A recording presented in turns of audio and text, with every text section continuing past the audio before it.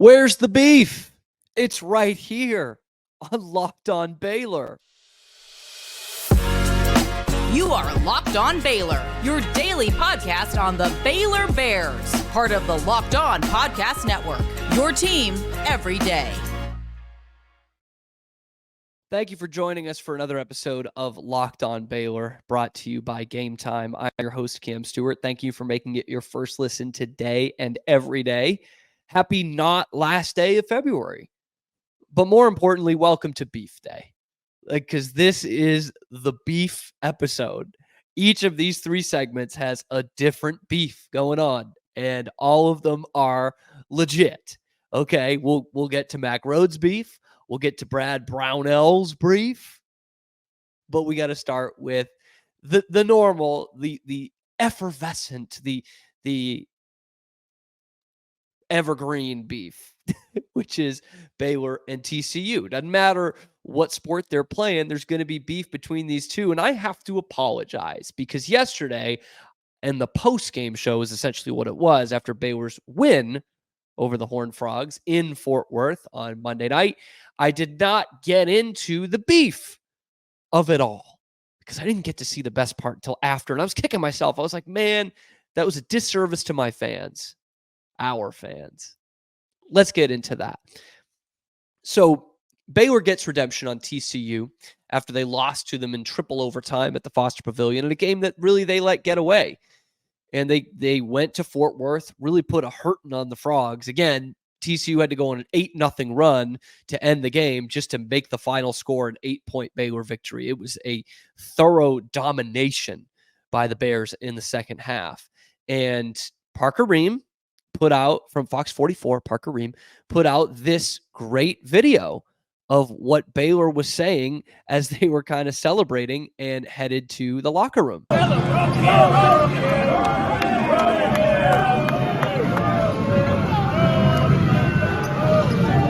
If you couldn't hear it quite well enough at the end there, they're saying roadkill, roadkill. That's because after TCU beat Baylor at the Foster Pavilion back in January, that's what they were saying.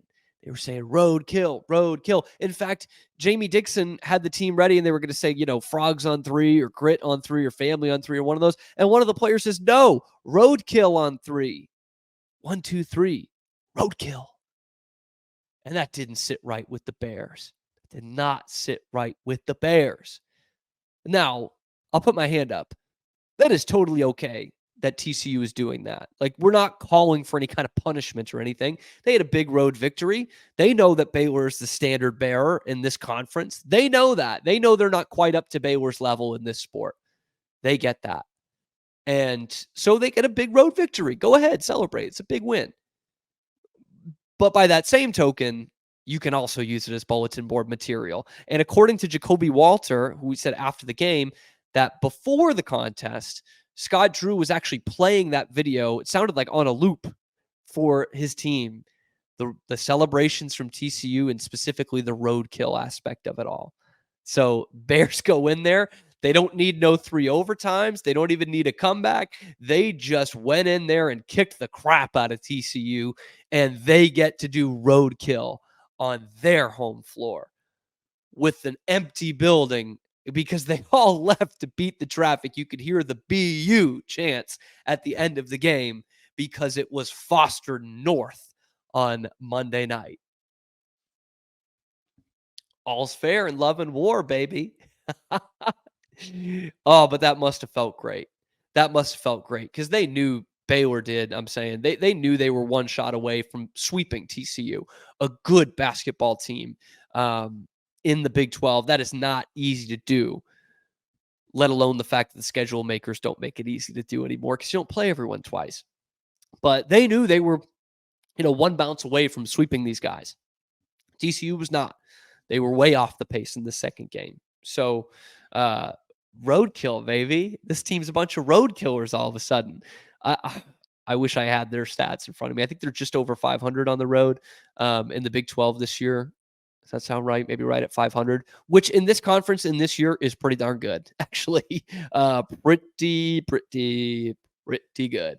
So I love that, man. Bring more of that juice. And you could see it in the game too, right? I mentioned the play where Jacoby airballs the 3 in the corner, and the students are giving it to him. Air ball, air ball. Well, next time down, he gets it in the same spot, drills it right in their face, and gives the 3-finger salute, the kiss of the 3, right to the fans. In fact, he said after the game, I had to shut him up a little bit. Yeah, they were cheering the air ball after I missed, obviously. Yeah, I airballed, but next one I'm still shooting. Knocked it down, and I had to shut him up, so blew him a kiss. So, like, I'm in. Like, that's awesome. I am so in on that. Like, we need more of this. We need more of this rivalry specifically, but rivalries across college basketball. It ain't even like college football, man, where you have 10 or 12, like, pretty darn good rivalries.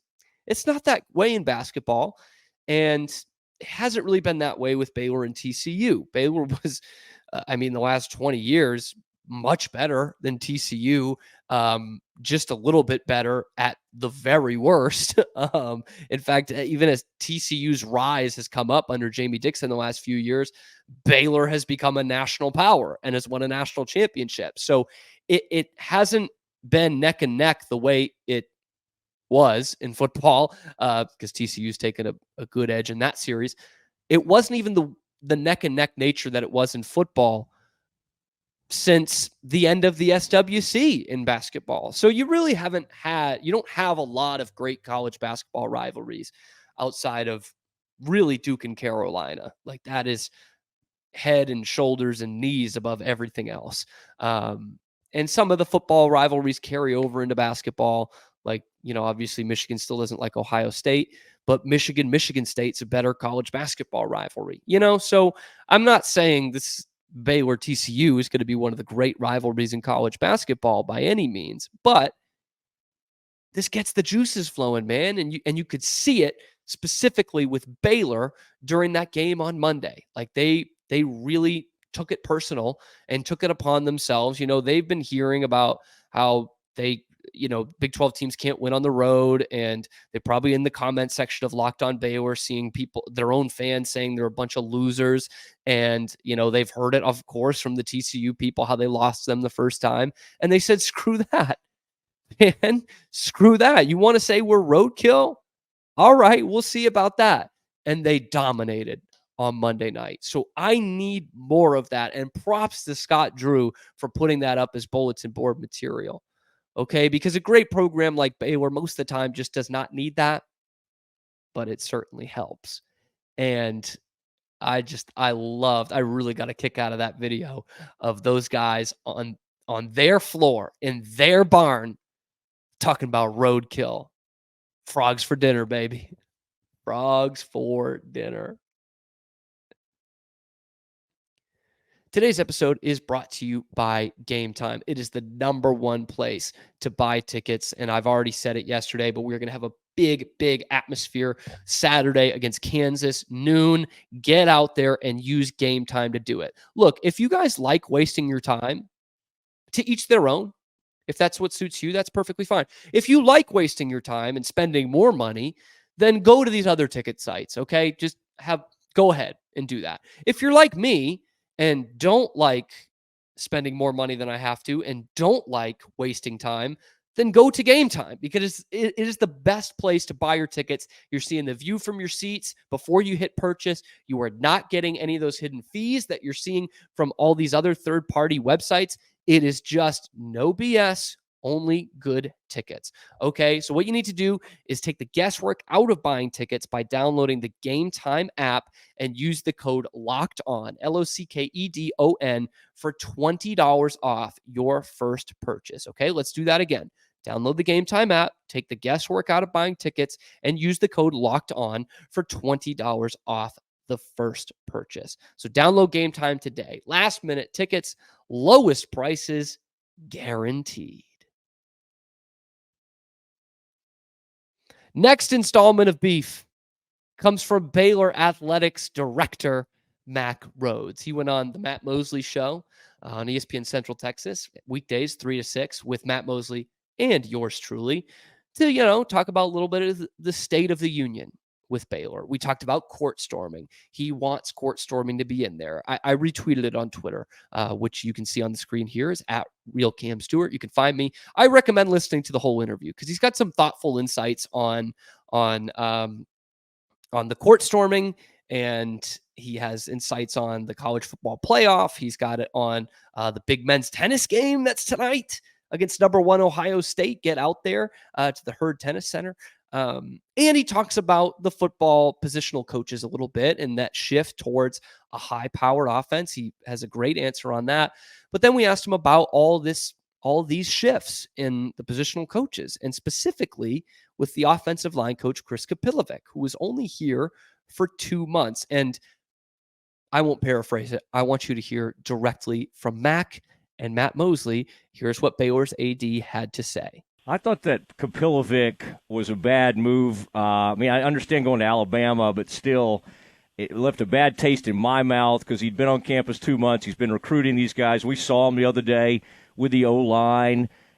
Are you kind of understanding, or did you have my gut, was like, I kind of understand the Christian Robinson situation because of everything, but the Kapilovic, once you commit to something and you sign a contract and you commit to recruiting these kids, I feel like you should dig in and stay. What was your gut feeling on that when you saw his decision? Yeah, you always want what's best for people and their families, but that one, quite frankly, rubbed me the wrong way, and felt like, and let me say this, he's a really good person. He's a heck of a football coach, was at Michigan State, didn't have a job. We gave him an opportunity.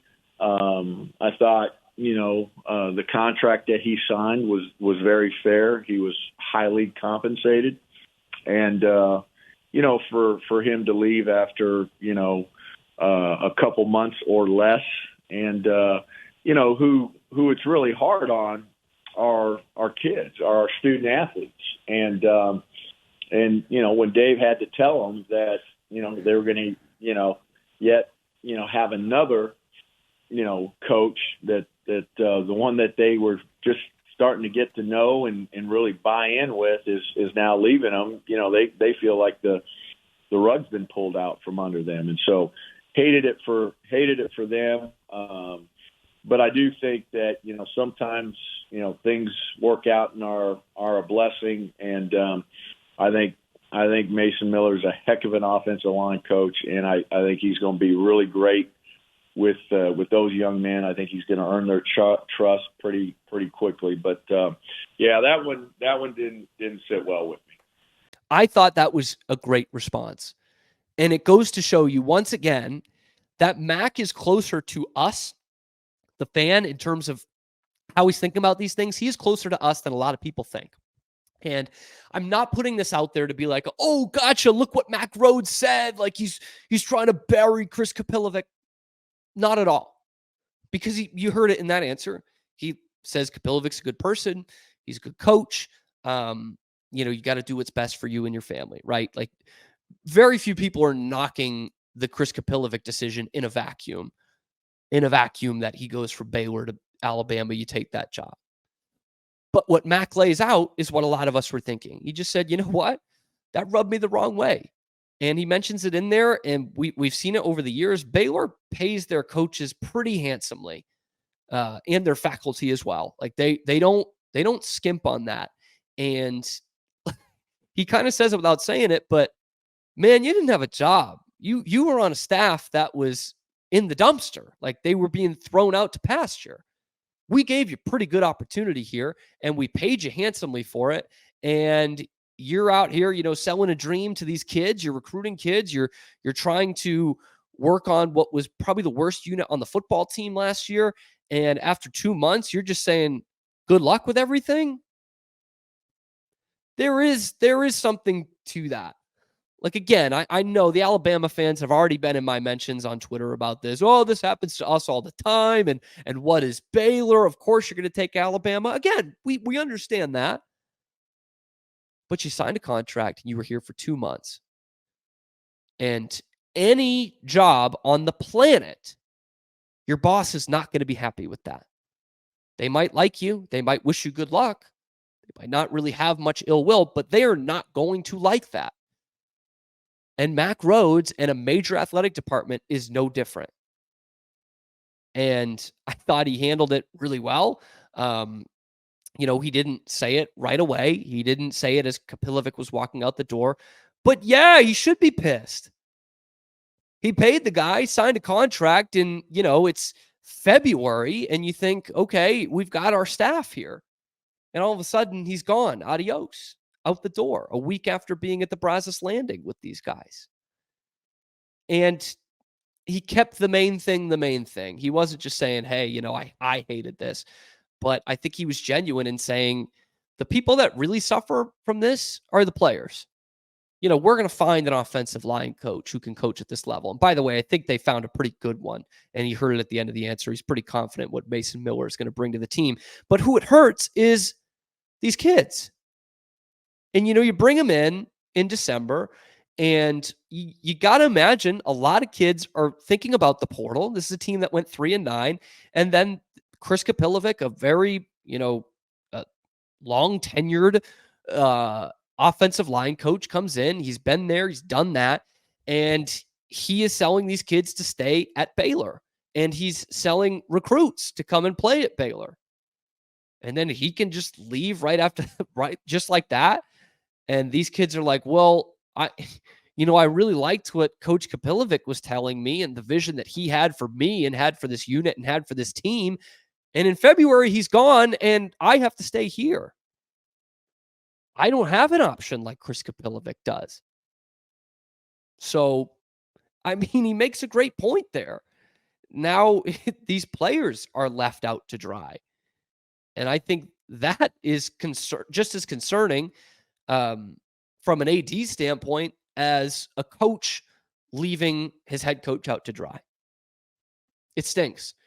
And now, I don't think it's necessarily going to be a huge deal, but now you have to wonder, once spring ball is up, which of these kids aren't going to want the Hal Mummy system, aren't going to want the style of offense, and are going to look for an opportunity elsewhere. But again, I like the Mason Miller hire. Mac does too. I don't think he was going to say he didn't like it, but he seems to really like that hire. And he said, and most importantly, that Miller is going to earn the trust of his guys. And he has worked almost exclusively in the system that Baylor is rumored to be running next year, and one that I think will bring them success, and one that I think that will really excite the fans. So to that end, I'm here for it. We are okay with this beef. And to be honest, it's not going to go any longer than that soundbite right there. But I'm so glad that Mac, spoke his mind a little bit. And that's what I mean by saying he's got some doubters in Baylor Nation right now, but he is closer to you and I than you might think. Someone who is a little more delusional is the head coach at Clemson.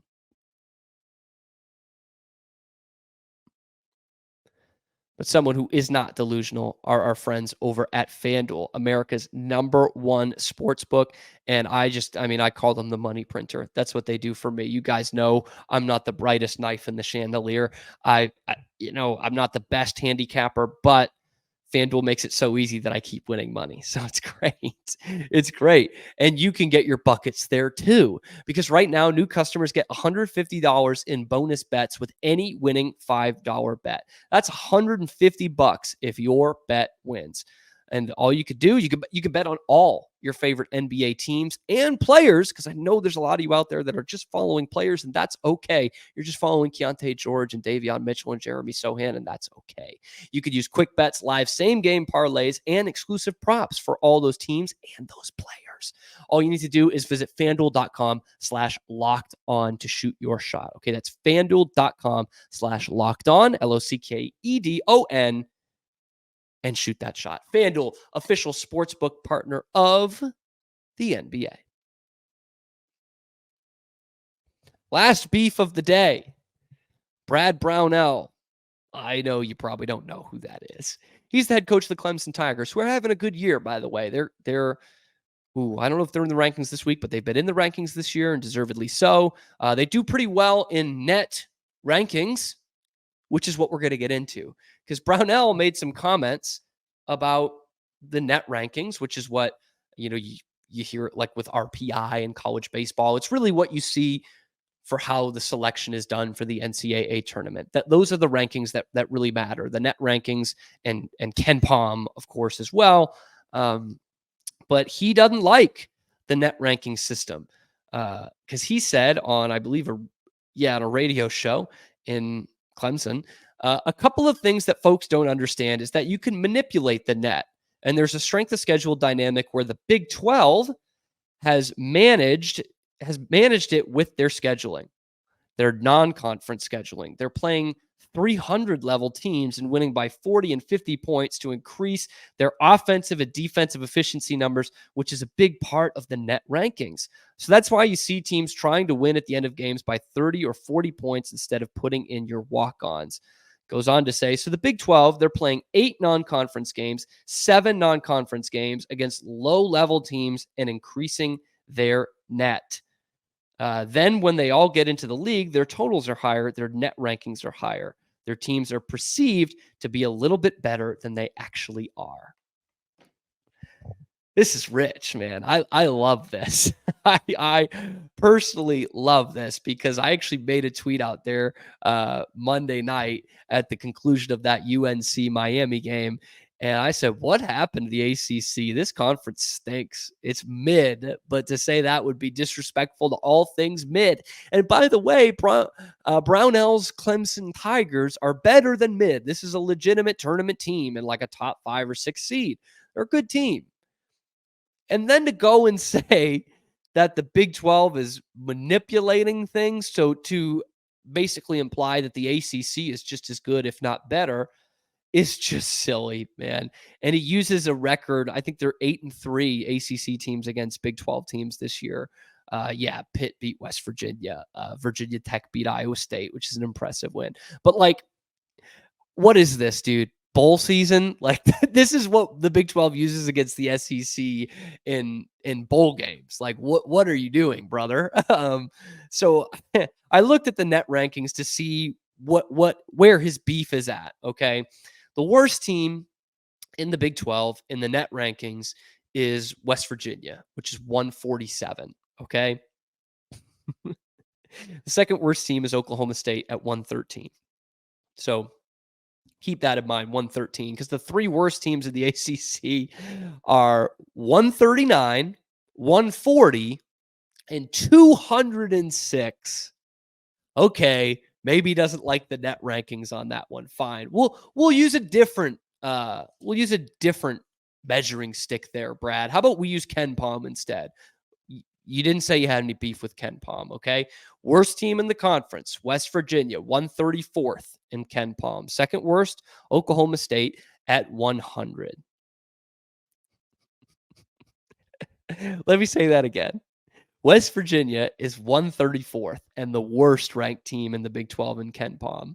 The ACC has 3 worse teams in Ken Pom than the Big 12's worst team. Notre Dame at 135, Georgia Tech at 140, and Louisville at 190. So what metric do you want us to use, Brad? Because by any metrics, your worst teams are worse than our worst teams, and our best teams are better than your best teams. So you know why there's some cupcakes in the non-conference schedule? I'll give you 2 reasons why. First off, every team does it, including your own. And second off, it's because our conference is way better than yours. Your conference stinks, and that's not our problem. There's a reason SEC teams schedule Georgia Southern and Furman and all these cupcakes in that week in November. It's because their conference is really freaking good, just like ours. So yes, we'll take our 9 or 10 teams into the tournament, and you'll take your 4 or 5, and we will do better. And we will overall be a better conference than the ACC. That's just how it is, brother. I don't even need to bring out these maps and these rankings to let you know that the Big 12 is better than the ACC. And that is why there are cream puffs in the non-conference schedule. And you did a pretty good job in your non-con. You had Alabama in there. You had TCU in there, which you beat. Beat both those teams, if I'm not mistaken. But you also had Winthrop, UAB, Alcorn State, Queens, and Radford. The best team is ranked 118 in the net rankings. That's UAB. Queens is 272. Alcorn's 292. But we're not going to talk about your non-conference schedule, of course, right? No, you play a gauntlet. Absolutely. Top 50, top 75 net teams every game. Give me a break, Brad. You're having a good season. Ride that out without trying to take down the Big 12 and cause some headlines, because you're not going to win this one, pal. You're not that guy. You are not that guy, and your conference is not that conference. But we already knew that. Anyway, get out to the Herd Tennis Center tonight. See the number one team in the country, Ohio State, lose to our fighting Baylor Bears. They've already swept the top 5 team this year. It's going to be nothing, okay? And let me know what you think about Brad Brownell and this stupid argument. Let me know down in the comments below. Let me know what you think about Mac's comments about Alabama and Chris Kapilovic. Drop that down in the comments below, or even the beef between Baylor and TCU. Is this fair game, or should Baylor let this roll off their shoulders? Let me know down in the comments below. Be sure to like and subscribe. Tell your friends, and thank you for making it your first listen today and every day. We will be back tomorrow with your favorite show, which of course is Locked On Baylor.